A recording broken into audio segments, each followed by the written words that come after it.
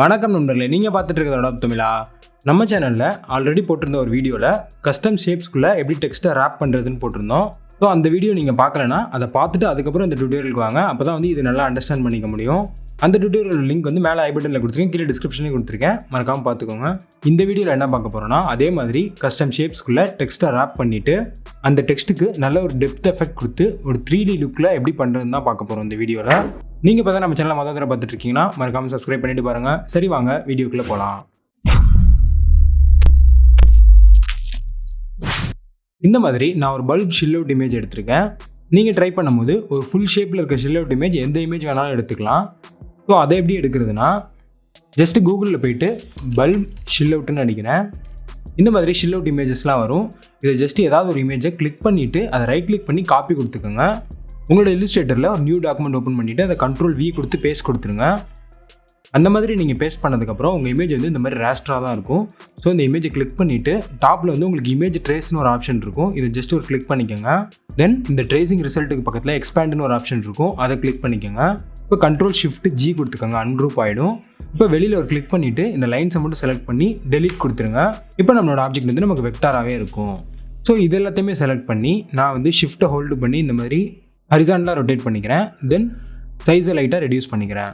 இப்போ நம்மளோட டெக்ஸ்ட்டை இந்த பல்புக்குள்ளே மட்டும்தான் ஃபிட் பண்ண போகிறோம், இந்த ஹோல்டரில் இல்லை. ஸோ இந்த ஹோல்டர் ரெண்டுத்தையுமே செலக்ட் பண்ணிவிட்டு ஸ்வாட்சஸ் பேனலில் லைப்ரரியை கிளிக் பண்ணி இதில் நான் கிரேடியன்ஸ் கொடுத்துட்டு இதில் மெட்டல் கிரேடியன்ஸ் கொடுத்துக்கிறேன். இதில் டிஃபால்ட்டாக இருக்க இந்த ரேடியல் கிரேடியன்ட் கிளிக் பண்ணுறேன். ஸோ இதுவே நமக்கு பர்ஃபெக்டாக தான் இருக்குது, நம்ம கிரேடியன்ட் எந்த அட்ஜஸ்ட்மே பண்ண தேவையில்லை. ஸோ அப்படியே வெளில ஒரு கிளிக் பண்ணிவிட்டு இதை க்ளோஸ் பண்ணிக்கலாம்.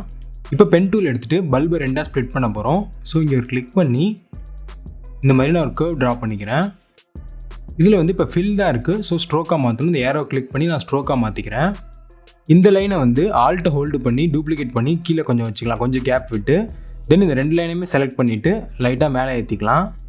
இப்போ நம்மளோட ஃபில்லில் ஒரு கலர் வச்சுக்கணும். ஸோ தட் இந்த ஏரோ கிளிக் பண்ணி நான் ஸ்ட்ரோக்கை ஃபில்லாக மாற்றிட்டு இப்போதைக்கு ஜஸ்ட் ஒரு க்ரீன் கலர் வச்சுக்கிறேன். இப்போ இந்த பல்பையும் இந்த லைனையும் செலக்ட் பண்ணணும். ஸோ தட் இப்படி ட்ராக் பண்ணி இந்த பல்பையும் இந்த லைன்ஸையும் செலக்ட் பண்ணிவிட்டு ஷேப் பில்டர் டூல் எடுத்துக்கிறேன். இந்த பார்ட்டில் ஒரு கிளிக்கு, இங்கே ஒரு கிளிக் பண்ணிக்கலாம். தென் ஆல்ட்டை ஹோல்டு பண்ணி இந்த சென்டர் பார்ட்டில் ஒரு கிளிக் பண்ணிக்கலாம். இப்போ இந்த லைன்ஸை நம்ம வெளியில் கிளிக் பண்ணி டெலீட் பண்ணலாம். அப்படி இல்லை ஆல்ட்டை ஹோல்டு பண்ணி ஜஸ்ட் இப்படி ட்ராக் பண்ணலாம், லைன்ஸ்லாம் டெலீட் ஆகிடும். இப்போ பல்பை ரெண்டாக ஸ்ப்ளிட் பண்ணிட்டோம். தென் அடுத்து டெக்ஸ்ட்டை ப்ளேஸ் பண்ணணும். இப்போ நான் அடோப் தமிழ் அப்படின்ற டெக்ஸ்ட்டை டைப் பண்ணி வச்சுருக்கேன். ரெண்டுமே ஃபுல் கேப்ஸில் தான் இருக்கணும், ஏரியல் பிளாக் ஃபாண்ட்டில் தான் இருக்கணும். இந்த ரெண்டு டெக்ஸ்ட்டையுமே ஷிஃப்ட்டை ஹோல்டு பண்ணி செலக்ட் பண்ணி Ctrl+Shift ஓப்பன் ப்ராக்கெட் கொடுத்து பின்னாடி கொண்டு போய்க்கிறேன். இப்போ அடோபையும் ஃபஸ்ட்டு இந்த ஷேப்பையும் செலக்ட் பண்ணிவிட்டு Ctrl+Alt+C கொடுத்துக்கிறேன். தென் தமிழாக செலக்ட் பண்ணிவிட்டு கீழே உள்ள ஷேப்பையும் ஷிஃப்ட்டை ஹோல்டு பண்ணி செலக்ட் பண்ணிட்டு Ctrl+Alt+C கொடுத்துக்கிறேன். இப்போ நம்மளோட டெக்ஸ்ட் இந்த ஷேப்புக்குள்ளே ஃபிட் ஆகிடுச்சு.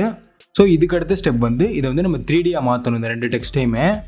அதுக்கு ஃபஸ்ட்டு நமக்கு தேவைப்படுறது 3 ஸ்வாட்சஸ் தேவைப்படுது. ஒன்று ரொம்ப லைட்டாக இருக்கணும், அடுத்து மீடியமாக இருக்கணும், அடுத்து ரொம்ப டார்க்காக இருக்கணும். நீங்கள் என்ன கலர் சூஸ் பண்ணுறீங்களோ அந்த கலரில் இந்த மாதிரி 3 ஸ்வாட்ச் ரெடி பண்ணி வச்சுக்கோங்க. நான் அந்த பல்புக்கு ஒயிட் கலர் சூஸ் பண்ணிக்கிறேன். பேக்ரவுண்ட் பிளாக்காக நான் மாற்றிடுவேன். ஸோ ஃபஸ்ட்டு ஸ்வாட்ச் லைட் க்ரே கலர் இருக்கணும், செகண்ட் ஸ்வாட்ச் க்ரே கலராக இருக்கணும், தென் தேர்ட் ஸ்வாட்ச் நல்லா டார்க் க்ரேவாக இருக்கணும். இந்த மாதிரி உங்கள் கலருக்கான 3 ஸ்வாட்சஸ் ரெடி பண்ணதுக்கப்புறம் இந்த ரெண்டு டெக்ஸ்ட்டையுமே செலக்ட் பண்ணிவிட்டு ஆப்ஜெக்டில் போயிட்டு எக்ஸ்பேண்ட் கிளிக் பண்ணிக்கோங்க. இதில் ஆப்ஜெக்ட் ஃபில் ரெண்டுமே டிக்கில் இருக்கணும், ஓகே கொடுத்துருங்க. ஸோ நம்ம டெக்ஸ்ட்டை கர்வ்ஸாக, அதாவது ஆப்ஜெக்டாக மாற்றிட்டோம் கம்ப்ளீட்டாக.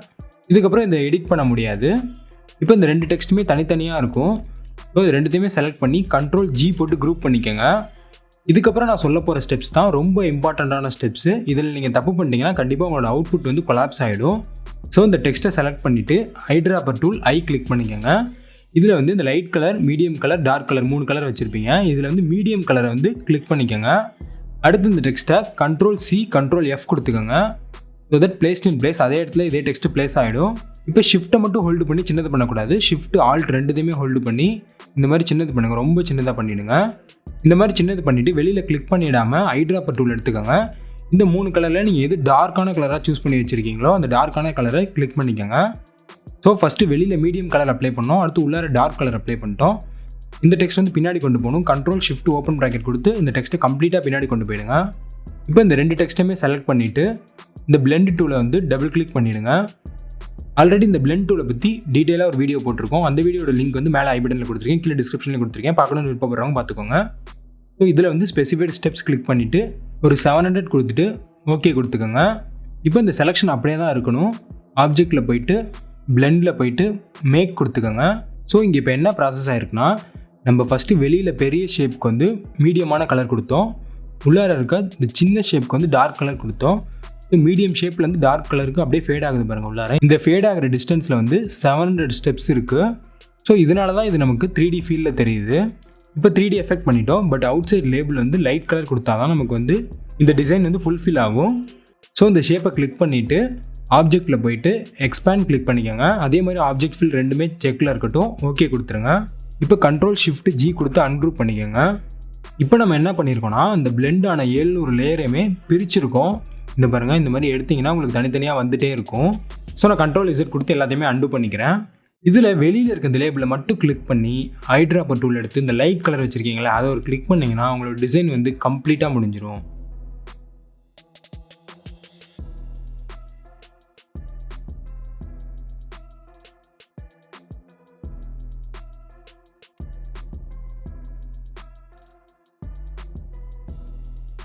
எந்த ஷேப்ஸை டுட்டோரியலில் பண்ணலாம் அப்படின்னு திங்க் பண்ணிட்டு இருந்தப்ப இந்த மாதிரி ஒரு 2 ஷேப்ஸ் சும்மா ட்ரை பண்ணி பார்த்தேன். இந்த ப்ராசஸ் கொஞ்சம் காம்ப்ளெக்ஸாக இருக்க மாதிரி தான் தெரியும். பட் இப்போ நான் பண்ணதை அப்படியே எக்ஸாக்டாக ஃபாலோ பண்ணிங்கன்னா கண்டிப்பாக உங்களுக்கு அவுட்புட் வந்து சக்ஸஸ்ஃபுல்லாக வரும். இந்த வீடியோட ஃபீட்பேக் என்னவாக இருந்தாலும் அதை கமெண்ட்ஸில் சொல்லுங்கள். அடுத்த வீடியோவில் வேறு ஒரு கண்டென்ட்டோட சந்திக்கிறேன் நண்பர்களே. நன்றி, வணக்கம்.